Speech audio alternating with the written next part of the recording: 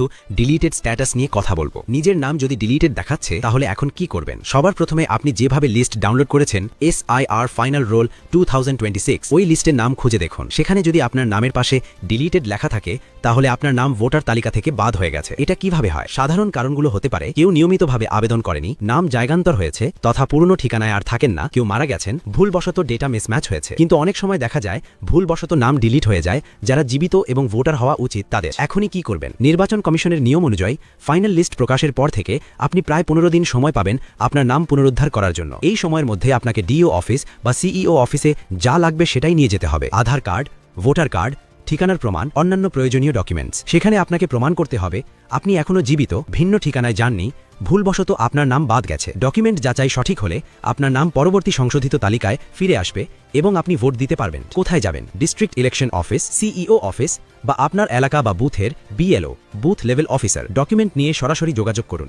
জরুরি টিপস: 15 দিন limit miss করবেন না। বিদ্যমান লিস্টে ডিলিট দেখলে আজই অ্যাকশন নিন। ভুলবশত ডিলিট হলে ফর্ম 7 নিতে হতে পারে বা সংশোধন দাখিল করতে হতে পারে। যদি সঠিক ডকুমেন্টস দেখাতে পারেন নাম আবার ফিরিয়ে দেওয়া হবে। এই ভিডিওটি শেয়ার করে দরকারি লোকেদের কাছে পৌঁছে দিন।